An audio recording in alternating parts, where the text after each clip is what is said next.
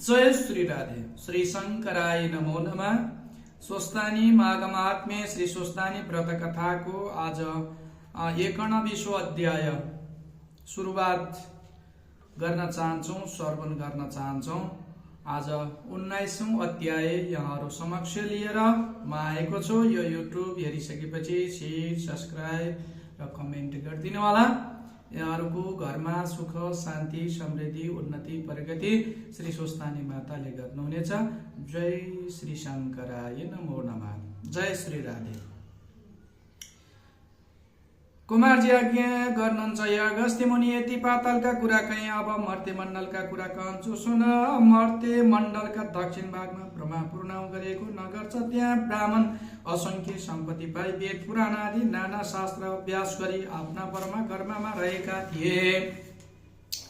त्यसै नगरमा शिवभट्ट नाउँ गरेका ब्राह्मण महागरीब थिए। गरीब भए पनि शिवभट्ट ब्राह्मणलाई लोभ मोह थिएन। आफ्नो कर्म छोड्दैनथे, मिथ्या कुरा बोल्दैनथे। तिनकी सती नाउँ गरेकी ब्राह्मणी तीन स्त्री पुरुष बहुत मिलेका थिए। घरमा सम्पत्ति नहुँदा धेरै दुःख पाएर एक दिन शिवभट्ट ब्राह्मणले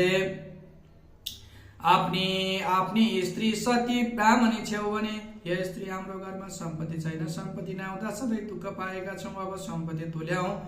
सिद्धि गणेशको सेवा गरौं भने दुवै स्त्री पुरुषले 8 दिनका मंगलबारका बिहानी पख कष्ट गरी श्रद्धापूर्वक पूजा गरी सेवा गर्न लागे। यस्तो गर्दा 8-10 दिन बित्यो। 8-10 वर्ष बित्यो। तब सिद्धि विनायक प्रसन्न भई आफू मूर्ति दर्शन दिए।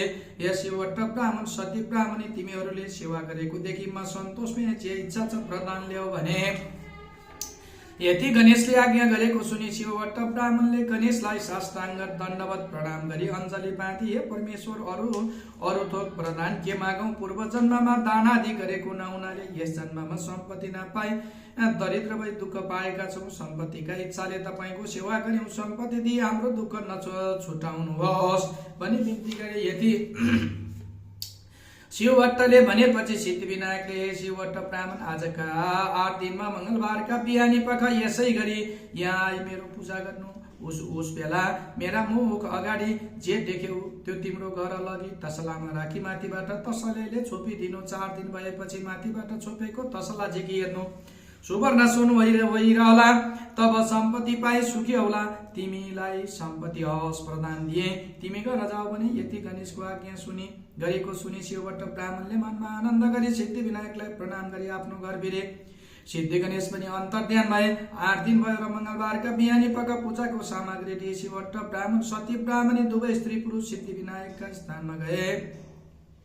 सिद्धि विनायकका अगाडि एक लड्डु देखे। सती ब्राह्मणी शिवभट्ट ब्राह्मणले सधैँका लागि पूजा गरी त्यो लड्डु घरमा लगी तसलामाथि राखी माथिबाट तसलाले छोपे। 4 दिन भएर माथिबाट छोपेको तसला झिकी हेर्न सुनको लड्डु भइरहेको देखि बहुत खुसी भए। यत्नसँग राख्दा भए 30 दिनदेखि शिवभट्ट ब्राह्मण, सती ब्राह्मणी असंख्य सम्पत्ति पाई सुखी भए। 10 घर टोले मागी खाने शिवभट्ट ब्राह्मणले सम्पत्ति पाएपछि एक दिन आफ्नी स्त्री सती ब्राह्मणी छेउ भने, हे सती, पूर्व जन्ममा दान गरेनौ। यस जन्ममा दरिद्र भई दुःख पायौ।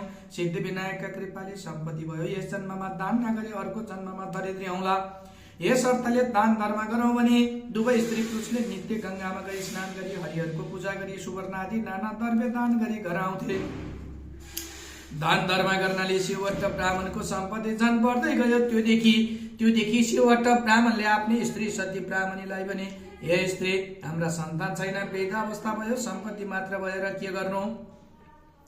को रक्षा गरिदेला? सन्तान तुल्याउनका निमित्त फेरि सिद्धि गणेशको सेवा गरौं भनेर सती ब्राह्मणीले हवस भने अघिका झै 8 दिनमा मंगलबारको बिहानी पख दुवै स्त्री पुरुषले सिद्धि गणेशको सेवा गर्न लागे। तिनले सेवा गरेको देखि सिद्धि गणेश सन्तोष भई, हे शिवभट्ट ब्राह्मण, तिमीले सेवा गरेको देखि म सन्तोष भई प्रदान ल्याऊ भनी आज्ञा गरे। यति गणेशको आज्ञा सुनि शिवभट्ट ब्राह्मण, सती ब्राह्मणीले अञ्जली बाँधी बिन्ती गरे, हे सिद्धि गणेश, तपाईको कृपाले सम्पत्ति पायौ। सन्तान छैनन्। त्यो सम्पत्तिको रक्षा को गरिदेला? सन्तान वर दिनुहोस् भनी बिन्ती गरे। यति शिवभट्ट ब्राह्मणका वचन सुनि सिद्धि गणेश आज्ञा गर्नुहुन्छ, हे शिवभट्ट ब्राह्मण, आजका 8 दिनका मंगलबार यस्तै गरी आई मेरो पूजा गर्नु। र त्यस बेलामा एक गाई आई तिम्रो मुखमा हेरिरहन्छन्। तिमीले पनि गाईको मुखेरी पूजा गर्नु उहाँपछि गाईले गोब्र्याउँछिन् त्यो गोबर भुइँमा पर्न नपाए आत्मा तापी गरेर लैजानु तसलामा राखी माथिबाट तसलाले छोपिदिनु 4 दिनपछि यहाँ हेर्नु र त्यस गोबरदेखि कन्या उत्पत्ति भइरहलिन् पुत्र भने तिमीहरूलाई हुने छैन किनभने पूर्व जन्ममा तिमीले राखेको छैन यति गणेशले आज्ञा गरेपछि शिववट्ट ब्राह्मण सती ब्राह्मणीले हवस् भनी मनमा हर्ष भई साष्टाङ्ग प्रणाम गरी घर फिरे गणेश पनि अन्तर्ध्यान भई 8 दिन भयो र मंगलबार बिहानी पख पूजाको सामग्रीले शिववट्ट ब्राह्मणका दुवै स्त्री पुरुष विनायकका स्थानमा गए सिद्ध विनायकको पूजा गर्न लाग्दा काहीँ आए हेरिरहन् त्यो देखि गणेशको पूजा श्री कृष्ण सिद्धि विनायक नमो नमः वक्रतुण्ड महाकाय कोटि सूर्य समप्रभ निर्विघ्नं कुरु मे देव सर्वकारी यसु सर्वदा त्यो देखि गणेशको पूजा गरिसकी गाईको मुखेरी पूजा गरी प्रणाम गरे तब गाईले गोब्र्याइन् शिववट्ट ब्राह्मणले त्यो गोबर भुइँमा पर्न नपाए चाँडै हातमा थापिले सिद्धि विनायकलाई परिक्रम गरी दुवै स्त्री पुरुष घर गए त्यो गोबर तसलामा राखी माथिबाट तसलाले छोपिदिए 4 दिन भयो र माथिबाट छोपेको तसला झिकी हेर्दा त्यस गोबरदेखि कन्या उत्पत्ति भइरहेको देखे कस्ती कन्या भने मध्याह्न कालका श्री सूर्य जस्तो तेज भएकी गरुडका केश जस्तो केश भएकी कमलका कोष जस्ता ठुला आँखा भएकी पूर्णिमाको चन्द्रमा जस्तो मुख भएको सिंहको जस्तो कम्मर भएकी हात्तीको सुर जस्तो घोडा भएकी सावित्रीका जस्ता पैतला भएकी लक्ष्मीको जस्तो शरीर भएकी यस्ती परम सुन्दरी कन्यालाई देखि शिववट्ट ब्राह्मण र सती ब्राह्मणी खुसी भए तसला देखि कि आनन्द मानी बहुतै संहारसित पाले त्यस बालकलाई दूध भएन र फेरि मंगलबारका बिहानी पख सिद्धि विनायकका स्थानमा गई पूजा गरे गणेश प्रसन्न भए हे शिववट्ट ब्राह्मण सती ब्राह्मणी जे भन्ने इच्छा छ भनी आज्ञा गर्नुभयो शिववट्ट ब्राह्मण भन्छन् हे विनायक तपाईको कृपाले गर्नाले सम्पत्ति पनि भयो सन्तान पनि भयो त्यस बालकलाई खुवाउन दूध भएन यही बिन्ती गर्न आए यति शिववट्ट ब्राह्मणको कुरा सुनि त्यस बालकलाई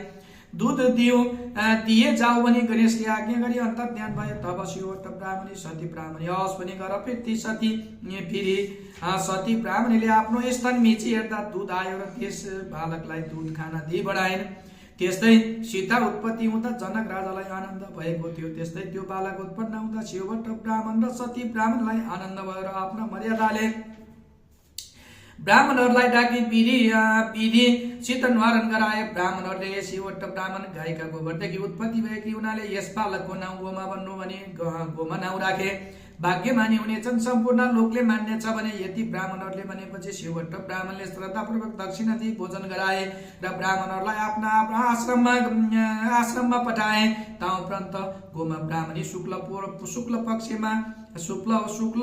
पक्षका चन्द्रमा चाहिँ दिन बढी 5 वर्ष कि भइन् एक दिन शिववट्ट ब्राह्मण सती ब्राह्मणले पुत्री गोमा हामी स्नान गरी आउँछौं तैले पूजा गर्न अक्षता केलाएर राखेश पनि हराई दुवै स्त्री पुरुष गंगामा गए गंगामा स्नान गरी हरिहरको पूजा गरी सुवर्णादि नाना द्रव्य दान गरी आउँथे यस्तरी दान गर्दा अमरावती कम्पमान भयो तब इन्द्र डराए 33 कोटी देवता समेत कैलाश पर्वतमा गए श्री महादेव छेउ बिन्ती गरे हे जगदीश्वर मर्त्य मण्डलका दक्षिण भागमा ब्रह्मापुर नाउँ गरेको नगर छ ता शिववट्ट नाउँ गरेका ब्राह्मण छन् तिनकी सती नाउँ गरेकी ब्राह्मणी छन् ती दुवै स्त्री पुरुषले तपाईका पुत्र गणेशको सेवा गरे गणेश सन्तोष भई असंख्य सम्पत्ति दिए ती शिववट्ट ब्राह्मणले सम्पत्ति पाएपछि नित्य गंगामा गई स्नान गरी हरिहरको पूजा गरे सुवर्णादि नाना द्रव्य दान गरी घर आउँछन् तिनले दान धर्म गर्दा अमरावती कम्प भयो हे करुणामय अरु पनि बिन्ती गर्छु सुन्नु शिववट्ट ब्राह्मणले सम्पत्ति पाएपछि सन्तान भएनन् र फेरि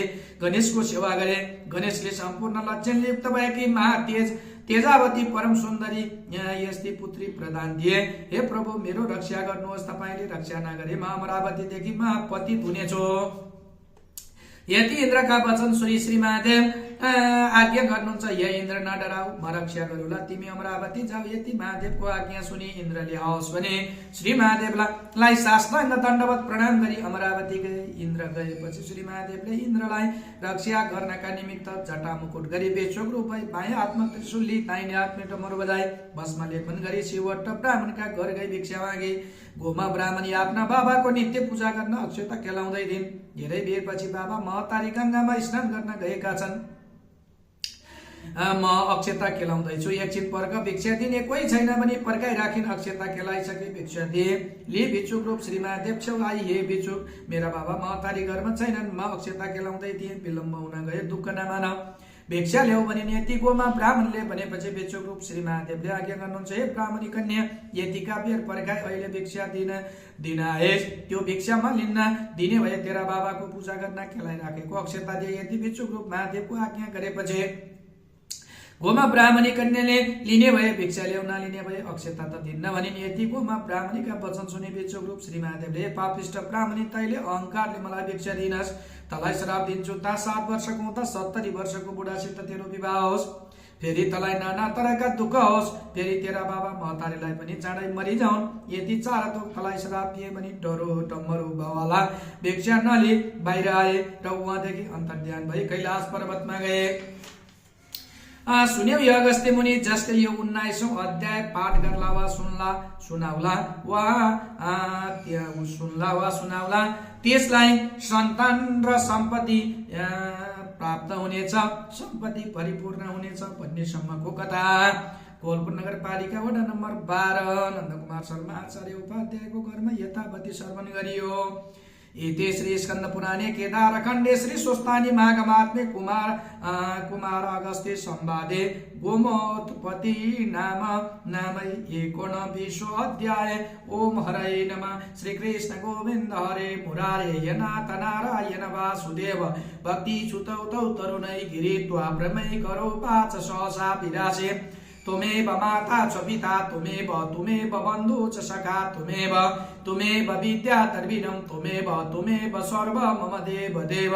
कृपोर गौरम करुणावतारं संसार सारं भुजगेन्द्रहारं सदा वसंत तीर्थयार बिन्दे भवं भवानी सहितं नमामि। वक्रतुंड महाकाय कोटि सूर्य समप्रभो निर्विघ्नं कुरु मे देव सर्वकार्येषु सर्वदा। ओम श्रीमन् गणाधिपतये नमः। ओम नमः शंकराय नमः। ओम शिवाय च शिवतराय च नमो नमः। सम्पूर्ण भक्तजनहरू यो कथा श्रवण गरिसकेपछि यो युट्युब च्यानलमा सेयर गरिदिनु होला, सब्स्क्राइब गरिदिनु होला, कमेन्ट गरिदिनु होला। यहाँहरूले मनको आकांक्षा पूर्ण हुनेछ त्यो गरे बापत यहाँहरूले इग्नोर नगरिदिनु होला। जय श्री कल्याणम भवन्तु भव।